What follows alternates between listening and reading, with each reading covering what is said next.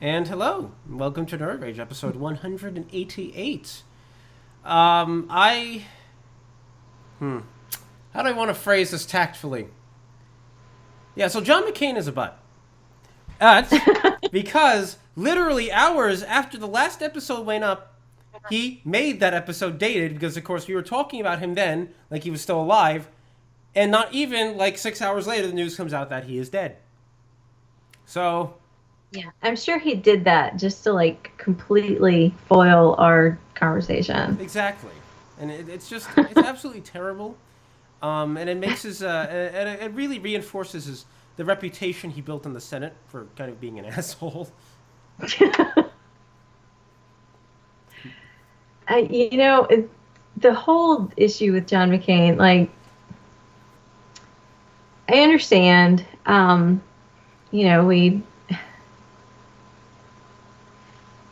no one wants to speak ill of the dead, um, Unless they're you know, Hitler. right. You can talk ill about him all day, but you know, everyone wants to at least pretend that they are above it. Right. Um, I have gotten just fed up with the hero worship um, of a man who most of the people who have been, writing these eulogies just in praise of him and his service and, and both the military and in the Senate and his service to his country and blah, blah, blah, blah. Most of them have not had favorable views of him historically. Mm-hmm. And it was only after his death that suddenly they felt that this man deserved, lots of good press.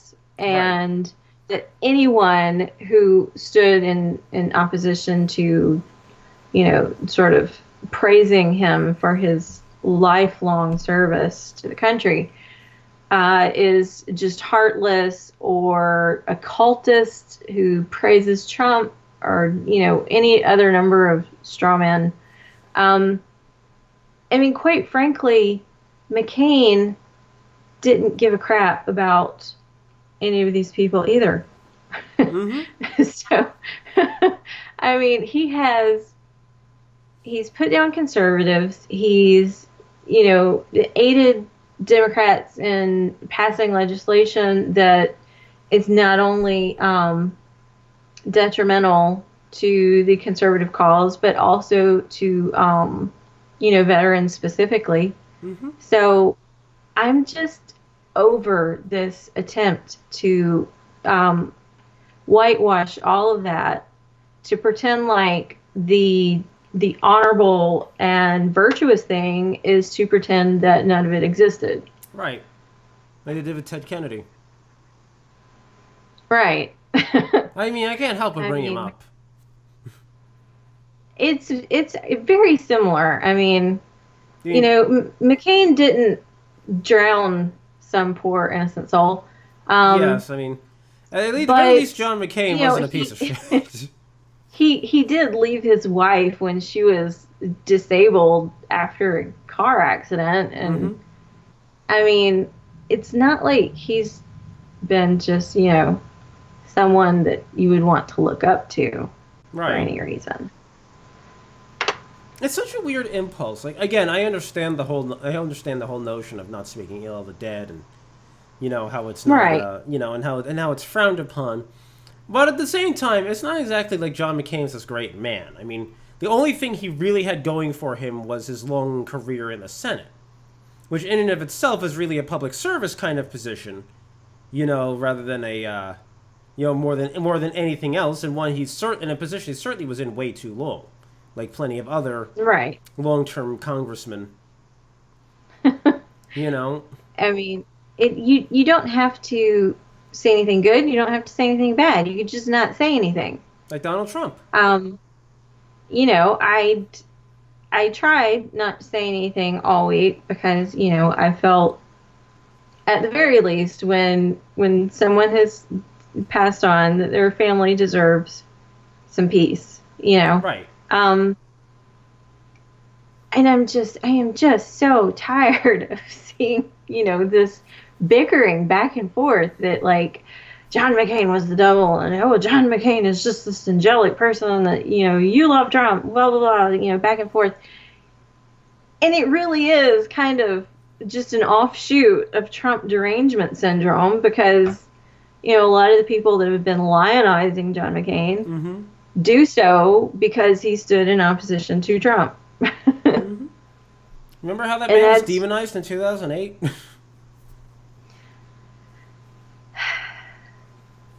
And I mean, I'm just thinking, you don't have to like either of them. You could like both. You could like neither. You could say nothing, and that would be totally valid. But I am very much opposed to this attempt to rewrite history, and to pretend that there was more, or that there was less animosity there on both sides, just because he's gone now. Yeah. Oh well. For lack of a better statement, oh well. Yeah. But it did date our last podcast within hours. Yep. And I just have to point that out. Gosh dang you. How dare you? Anyway. Let's make this about us, shall we? Yes, exactly. That seems like the perfect course of action. Seems very wise. Isn't that what everyone does after a celebrity death anyways? Suddenly it's all about them.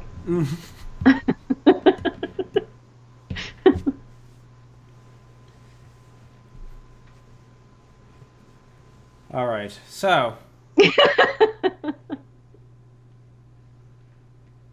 New subject. You had a couple of good ones, didn't you? That you literally thought up in the past 5 minutes. But anyway. Yeah, I did lots of preparation right before the show. It took me about 30 seconds. Yep. Your professional work.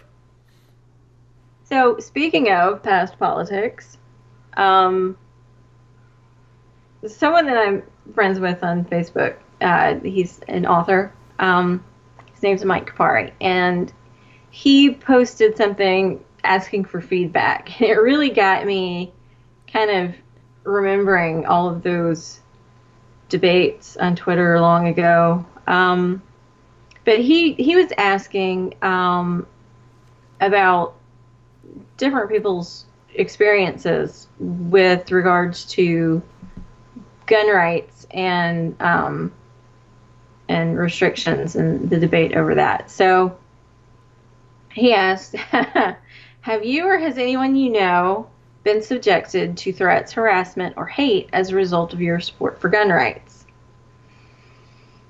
That's a great big yes.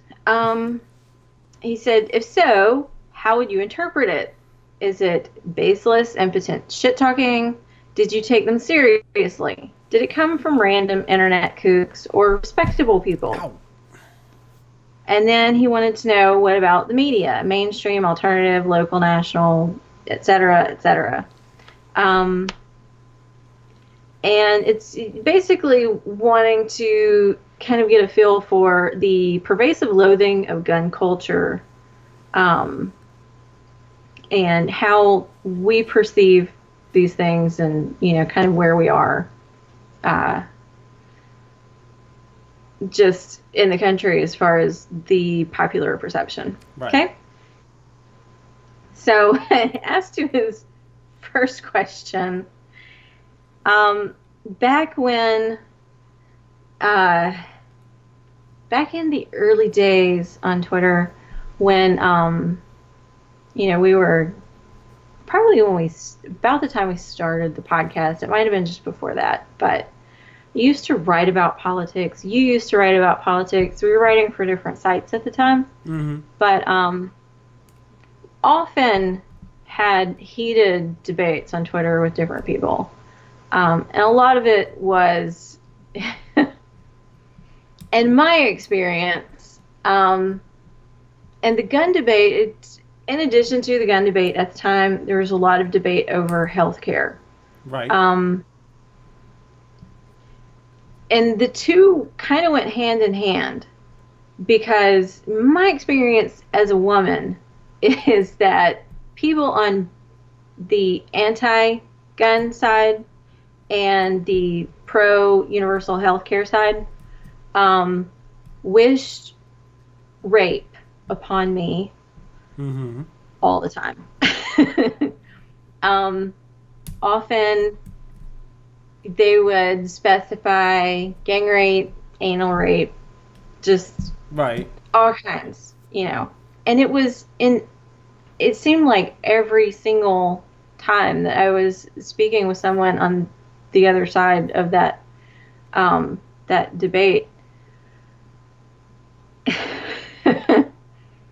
because it was, oh, you don't think that women should have this, and that covered, we shouldn't have access to this health care. Well, I hope you get raped, and then it's like, well, I believe that women should have the right to defend themselves against people that would rape them, and then they wouldn't necessarily need all of this, and that healthcare. And then, of course, it's like, oh, you're just such a badass because you think you're just going to shoot anybody. Like, oh, you'd get raped in no time, Just a little woman, someone could take a gun from you, blah, blah, blah, And so it was just all the time. So, yes, it's, and I do think that most of it sort of falls under internet shitposting and just kind of random harassment. I mean, it's targeted only in that they would choose someone to harass until someone got blocked. Right. And going back, trying to find these different interactions, a lot of those accounts have been suspended. And the rest of them have me blocked. So,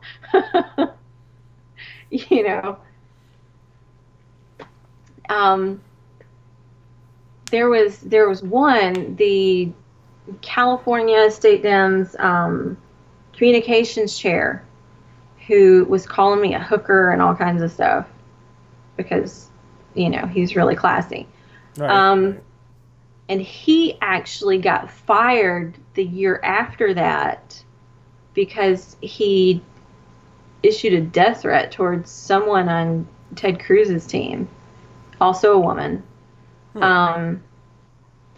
Yeah, so makes you wonder who the real misogynists are. But anyway, right, that also came up quite a bit. That because at the time they really had that war on women thing going, and vote with your lady parts and all that kind of crap. And I was like, of all the rape threats and, just sort of wishing that I would get attacked and that my kids would be, come under threat in some way. Yeah. It all came from leftists. And yet they were, supposedly for women. And I never experienced that. It's such a weird thing, frankly. Yeah. Frankly, if you really think about it, the fact that it's like they can't make an argument, so they always go straight to these, all these vicious personal attacks and threats and whatnot. And I myself really have never had to experience much of that. I think I've only been called a porch nigger once, but you're just an Uncle Tom. but I don't make many, but I don't make much effort to debate people on the other side on social media because I don't really think it's particularly fruitful, and two, I don't think it's particularly fruitful. But so I can't say that I've had any sort of experiences anywhere close to that. But it's just so strange seeing other people get subjected to it, because I certainly remember, I certainly remember that was a thing back in the day, back in the early days, 2012, 2013. Um, and it's appalling in a way. It's like, like I can't even think of how to describe it properly because there's really no proper description. Like, who just go, because like who goes around doing that sort of thing? Saying that, oh, you should get raped, or you should have something else horrible happen to you. Your children should die, etc. It's like what's wrong with you? Why is that your reflexive reaction to someone disagreeing with you on something you may feel passionately about? Let's not let's not like even like take away from that. You might feel passionately about it, but why is your first reaction just to wish harm on people who disagree with you on it? Right. I mean, I feel passionately about pro-life issues. I don't wish any kind of harm to come to, all those people that support abortion. Mm-hmm. It just makes me incredibly sad. And in some cases, it does make me just unbelievably angry that, they would deliberately try to misinform young women about what is happening and what exactly that they're getting rid of. Mm-hmm. I think it's horrifying and disgusting that Planned Parenthood is trying to sell baby parts, and that they have this sort of ghoulish glee about mm-hmm. making money off of that. I don't wish them dead. Yeah. I do wish that they would be defunded, and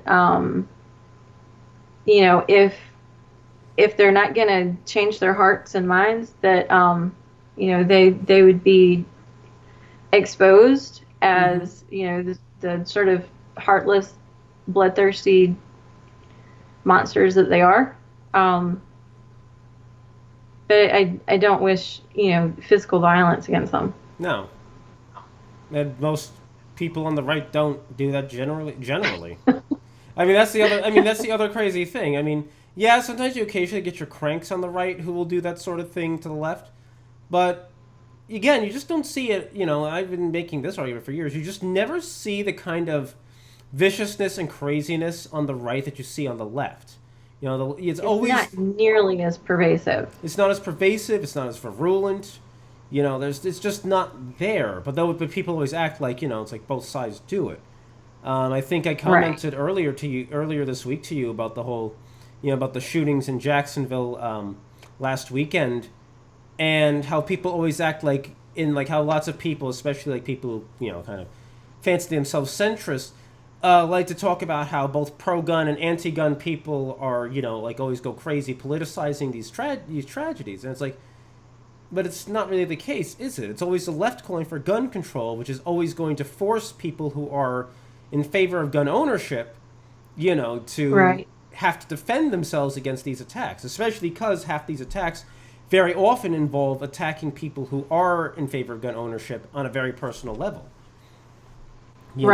Treating people, who believe in gun ownership like they're monsters just waiting to kill young children or gamers at a tournament or whatever. Well, I mean, Dana Lash and her family have received death threats just because she's an NRA spokesperson. Sorry, I hit a button on my keyboard. It's just brought up the overlay on. I just hit a button on my keyboard and brought up the overlay on Skype, and I didn't mean to react so outwardly to it. But I mean, Dana has received so much hate just for being an NRA spokesperson, and even though she's willing to go and speak with the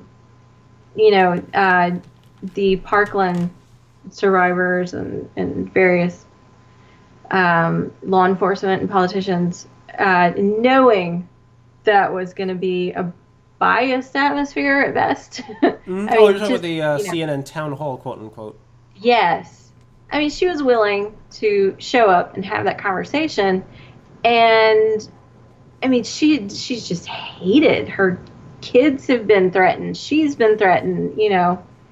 Um, my friend Virginia wrote that post about going to a Democrat rally where Ocasio-Cortez was speaking, and Mm-hmm. that went viral. Got a lot of uh, got a lot of hate, and then she was getting all kinds of hate mail. Mm-hmm. I mean, she was getting hate mail delivered to her house. Yep. Um, it You cannot tell me that these things are equally um, experienced on both sides of the political aisle. Mm-hmm. And, it's the same sort of false equivalence that you hear a lot of times when there's been an Islamic attack, Mm-hmm. and people are like, oh, well, Christians are terrible too. It's just religion. It's not. It's Mm-hmm. not just religion. It's not just politics. There Yeah. are very specific, ideologies that sort of breed this kind of hateful and vitriolic behavior. Yeah. It's this is just, this whole topic's just been driving me mad for years. There's not, it feels like ever since 2012, when the whole blogging thing started, it's like it's all I've ever witnessed. Just thinking about, say, how Mitt Romney was treated, a man who's clearly just a decent guy, and the way, he's being treated like, he's a closet rapist who throws dogs off of cliffs, not even off the roofs of cars, but off of cliffs, because they might as well have said that. Or Pushed Granny off the cliff and put a dog on the roof of the car or something, and it was just the most horrible thing ever. Yeah, and it's just, and it's like, and people wonder why there was and people wonder why there's been such a massive backlash, and why people are so in the tank for Donald Trump. Yeah, it's exactly because of this sort of embracing this hyperbolic, completely ludicrous strawman image of right wingers. Mm-hmm. And letting that be the big bad boogeyman that they're gonna fight against. And then Donald Trump calls it out. He's very brash. He Mm-hmm. I didn't even like him, but I loved when he called the CNN reporter fake news. Mm-hmm. I was like, that's amazing. And I mean, that's why he has such popular support. People are just tired of constantly being under the boot and constantly being, issued threats and hate and all of this, and then being told, oh, no, but you do it too. Mm-hmm. Or being called or saying, you're the monster, rather than the people who are, Right. rather Yeah. than the people who are doing the bad. Because you support the idea of gun ownership, and because you support the idea of, people having a right to self-defense. Suddenly, you're a monster who wants to kill children, and you've got blood on your hands. It's just insane. Mm-hmm. And this is just been a long-running problem. And the crazier part too is the fact that a lot of people on the left just seem to be completely oblivious to the fact that this has been going on for decades now. That they've literally had this exact same pathology for going back for decades. And it's only now that they've ratcheted up to 11, with the whole Antifa movement, the resistance and everything, Right. and there are actually people on the right who are willing to fight back in a more meaningful way. Right. Yeah. And I can't blame them. I can't really blame these various, right-wing fringe groups that are, going and sort of counter-protesting Antifa and Mm-hmm. things like that. Because, I mean, you think back, you had Occupy Wall Street, Mm-hmm. and everywhere they went, they carried violence and poop with them. That's what they left in their wake. Mostly Just poop. absolute. Also rapes. um, and you remember Andrew Breitbart just screaming at them, "Stop raping people!" um, and then you had the knockout game, where people are just Mm-hmm. being randomly targeted and sucker punched. And I mean, there were some serious injuries due to that. And then you had all of the Black Lives Matter, the various Yeah. groups that would, stage protests that were actually riots, Mm-hmm. where they were just attacking innocent people. In one case, they attacked this man and his dog. Yep. Um, they attacking, businesses that, really people in places that had nothing to do with their grievances. Mm-hmm. Um, but it was just attack, attack, attack. And too many, left wing politicians were letting it happen. And then the same thing with the Antifa. They were attacking, the black bloc covering their face and then just going in and destroying everything and hurting people, and nothing has been done. Mm-hmm. So now you've got these other groups that are like fed up. And I can't blame them because it's been going on for years and they're just tired of innocent people being targeted. Yep. It's a hell of a time we live in, isn't it?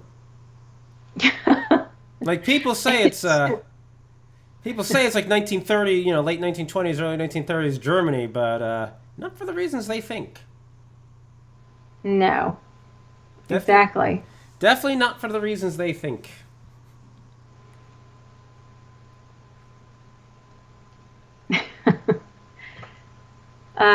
Which, oddly enough, leads into conversation about emotionalism versus stoicism. Oh yes, of course. I actually forgot about that part because we spent so long talking about the previous one, not the previous topic. Okay, here we are. Um, I actually appreciate stoicism. Um, it's just weird to me when people are like vomiting out emotion all over the place and just sort of like sobbing over every little thing Mm-hmm. and getting really worked up. That's not how I operate, and it's like alien to me when people are behave that way. Um, and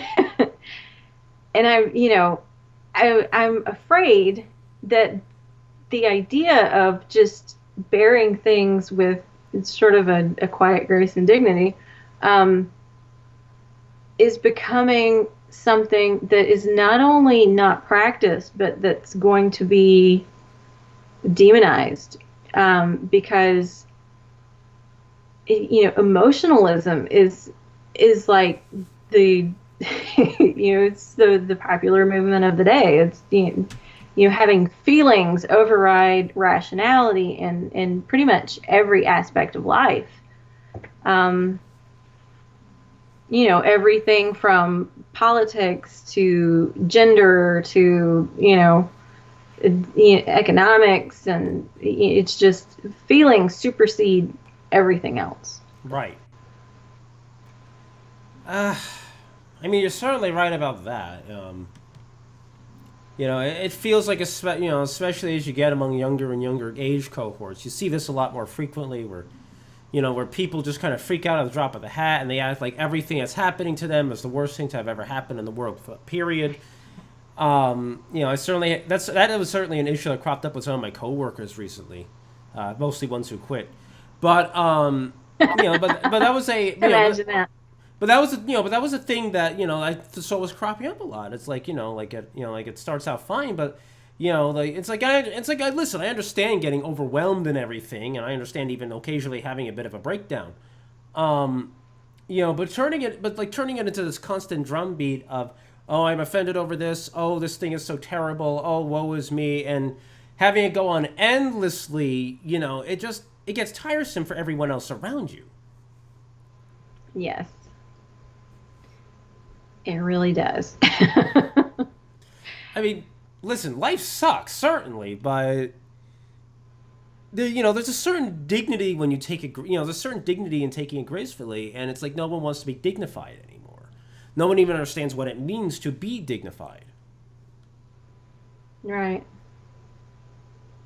We don't. That is sadly true. We don't treat our. It's like we don't treat ourselves with the sort of respect we do anymore. Like we have this whole movement going on.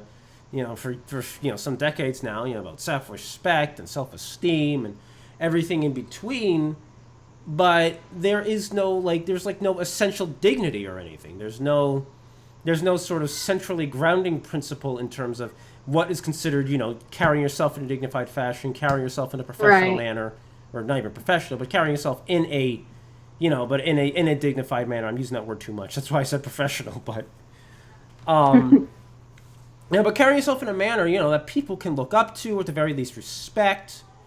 We don't get that. We don't get that anymore. Like and in a certain way, I almost understand it, because of course it's this is almost a response to like people almost being too reserved and holding things in for too long, and hurting themselves in the long run because they didn't let themselves ever be seen as weak when sometimes they needed to be, just not in public.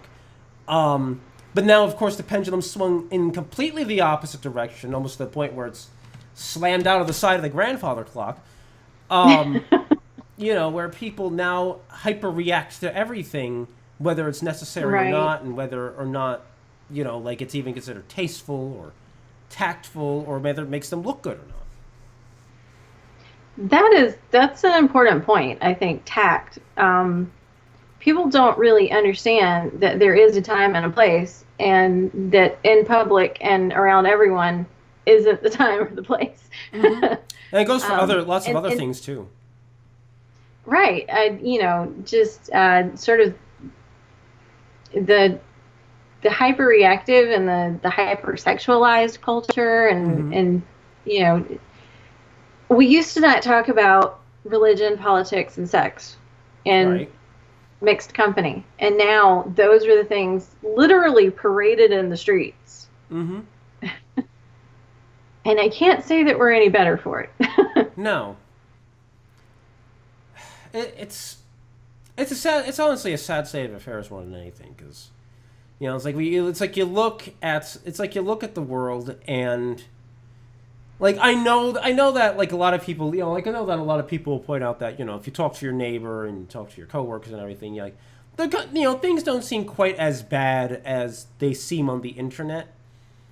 But if you pay attention, you can also tell that things are kind of slowly falling apart. Like Right. it may not be affecting your immediate circles right now, but things are definitely falling apart ever so slowly. Well, I mean, according to several of the comments on Mike's post, though, about gun rights, it is affecting the people close to you, because there were a lot of comments on there about how family members just stopped talking to them, or coworkers claimed that they didn't feel safe working Mhm. around them because of their views. I mean, it's no actions that they took, just their beliefs. Right. And I suppose that's true too. I think one of the other things, though, that's worth noting, I feel like some of this stuff is probably more prevalent in certain areas than in others. Like, especially as you get especially as you get away from big cities and you get more rural, or you get away from the coasts. Like you kind of start to see it. I think you'll see like a bigger difference in the attitudes and so forth. I kind of wonder, I do wonder if that's a big thing too, because also how like a lot of people who like say live in New York City or in Washington or in a lot of other like major metropolitan areas, you kind of wonder if they see a lot more of the division in their personal lives than they just in terms of how divisive they are as well. since in this case we're talking about a lot of leftists.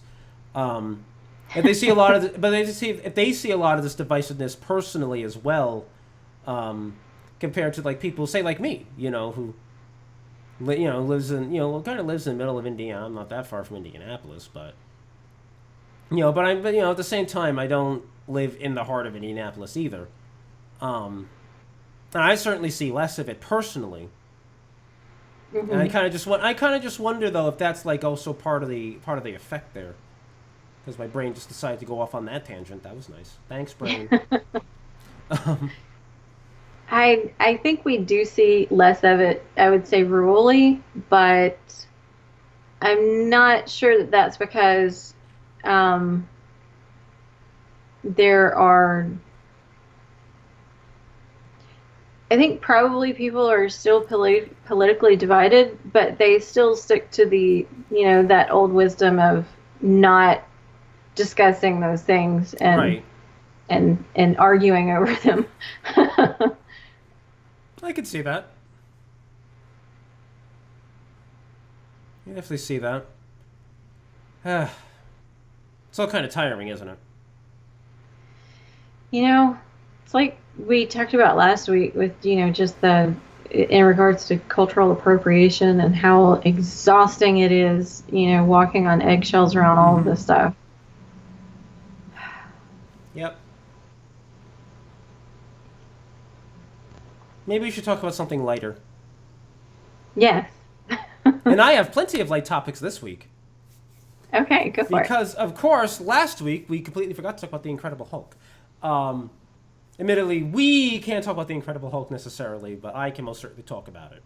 Not that I'll go into a lot of details or anything, but yes, I did watch it for last week's episode, the 2008 Incredible Hulk movie. And I thought that it was actually pretty respectable. It wasn't as good as Iron Man. Iron Man, I thought was a great movie. I thought, on like every level. But the Incredible Hulk, I thought it was less technically splendid, but it's not like it's not like the CGI or anything took me out of the movie or anything. It's not like it distracted me. On the whole, I thought the movie was pretty well made. Plot-wise, I feel like it could have used a little work, but it wasn't awful or anything. It's not like I was distracted during it or anything. It was just, it's like I just could niggle some details. The movie also has a big issue with style over substance. Like, if I saw one more Humvee just come flying out of bushes, going airborne and landing, oh my goodness gracious. It's just like, why are you driving these Humvees on this trajectory so that they fly up, whether they go airborne? What are you doing? Just drive them normally. It's probably safer that way, especially when you're trying to keep the gunner steady so he can shoot the 50 cal at the Hulk. It just anyway, I really hate style over substance, that sort of thing. There's nothing wrong with it, as long as either A, it's not too distracting, or B, serves the story. There's plenty of moments where style over substance works, right? But that definitely was not one of them. Or when the helicopter gunship is coming in and it's just flying in low over everything as opposed to coming in at a high angle, to provide close air support. No, it's coming in low over trees and everything, and it's just like, why is this pilot taking such daring maneuvers? Just fly normally. Fly at a reasonably high altitude so that you're not even near the trees. And that way you also clearly know what you're coming into, when you get to your destination. It's just, lots of that sort of thing happening. But besides that, though, no, it actually was pretty good. CGI wasn't too bad. Not as seamless as Iron Man was. Like I've mentioned before, Iron Man was very, very seamless. But the Incredible Hulk, yeah, you can kind of see that you're looking at, CGI giant green man, but it's also not so terrible like a rhinoceros, that you're just like, what am I watching? So I definitely recommend it. I definitely recommend watching it. Okay. It'll keep you entertained at bare minimum. I think it rises above that a little bit. Okay. So. Well, I'll have to watch it then. Very, very fun. What else did I want to talk about? I don't know why my accent suddenly did that, but okay, there we go. Um, Something, didn't you have something about music oh or? yes, yes, actually there was. Because there's a YouTube channel I've been watching recently, called 8-bit, what? 8-bit Music Theory even. And basically it's a guy who talks about who basically talks about music theory, well, in video games, like how like how various video game genres and franchises like make their music work, and it's actually really cool. And I'm gonna point out right now that he gets really into the weeds, like the music theory and everything. There's all like it's like he like talks about a lot of the complex ideas in music and like how music works and how music is written and so forth. And it actually a lot of it goes over my head because I'm not like that. I'm not really very well trained in music. I know like the very rudimentary basics, and even those I learned back when I was in fourth grade. But I know the very very basics of music theory, and pretty much everything else I know. I kind of have been like picking up slowly by watching these videos. But the Mhm. videos are really cool though because like he goes over things like how using chromaticism, and chromaticism is like kind of like where you have a it's like where you have like a series of notes. Like yeah, do you know like what an arpeggio is? It's like Mhm. a series of ascending or descending notes, but like you like throw a note or two in there that doesn't match with that series. So it's like slightly so it's like slightly off. It's like it's like a half step or so off from its neighboring notes. And like in his most recent video, he talks about how the Paper Mario games and Paper Mario Thousand Year Door are a couple of my favorite games of all time. But he talks about like how like those how the themes in those games use chromaticism to actually rather than like create like jarring dissonance, instead create like fun little lighthearted melodies, and I think that's actually really cool. Or he talks about like in the Mario series in general how the Mario games make music that sounds fun, and Mhm. I think all this stuff is I think like all this stuff is really cool. And like even like with like so many aspects of the music theory going completely over my head like that, I still actually think I think it's still really entertaining to listen to like listen to him talk about it and understand a little bit more about how the music in video games works. Yeah. Because I did post that article the other day about how people are discovering, like how like certain people are discovering that that young people are being introduced to classical music through gaming. Um, and I think that's I think it's worthwhile to like kind of study all these things. Um, especially in light I think of a culture that is a little too inclined to embrace like I wouldn't even say bad forms of music necessarily because I don't think that's fair necessarily. But it is kind of lazy though. Lazy, because like our embrace of pop music and say of hip hop and so forth. I think Formulaic. you know, um, like it's like without like really enjoying the music, like getting down in there and understanding why you like the music. It's like, but it's like just a very surface level like enjoyment of the music without actually learning how to love the music. Um, and it's kind of neat, I think, to go in and look at the music theory and see like why does this music work, and like why exactly does it like resonate with me, you know. And I think you can do that with almost any genre where you can find like elements of like music that you can like. Like I like the beats in hip hop, for example. I don't like any other part of it, but I like the beats. Um, or like like the sort of the catchiness of pop music. Like, there's it's not like there isn't things to enjoy about it. It's just that there's all sorts of music out there, and if you really, if you really like look into it, you find that there's like a lot of music out there that is really worth listening to. Right. And I think we're just And I mean, in terms of like gaming and movies, music can do so much to set the tone and really sort of elicit emotion. yeah, Just thinking about iconic Star Wars soundtracks, and Lord of the Rings. I mean, Lord of the Rings was amazing. There were themes. There were themes for the various. I would say, like, there were themes for the hobbits. There were themes for the elves. There were Yeah. themes for the wraiths and everything. And then there were themes that incorporated all of it in some Hmm. way. And it was just, yeah. So as soon as you heard the notes, you knew what was happening, and it kind of made you Yeah. anticipate things.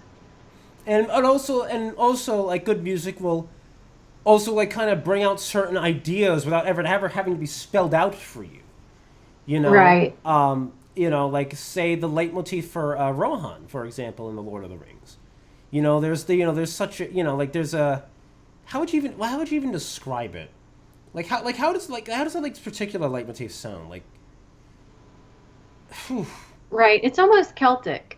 Oh, they had Celtic. That was what I was thinking. Yes, but it's like without like ever spelling it out for you, it kind of gives you this feeling of like what Rohan is like as a place. It Hmm. sets the Yeah, tone so and the it's sort of feeling. rolling hills, and you don't have to see it to see it in your mind. And then you The contrast music that with sort of, hmm? I mean, the music sort of painted a picture. Yeah, or compare that against like the leitmotif for Gondor. With all the blaring brass and the bombast and everything. It's like immediately that Gondor is this great place. That it's Hmm. possibly that Minas Tirith is possibly the most amazing thing we've seen in the movies. Right. And those really harsh notes of um, the orcs Yes. and Orthonk and Yeah, the theme for Isengard, I think, is probably one of my favorites out of the entire film score. Just because it evokes like the harshness of it and everything, mm, like you don't even get the same sense out of Mordor. It's almost like because with Saruman, it's like how Saruman perverted everything, and right, and betrayal. I hmm just It's so weird that you can have betrayal as a theme in music, and you can sort of feel that viscerally. yeah, and I know that music most certainly has been a big part of the has been a big part of like some of my favorite gaming moments as well. Um, Hmm.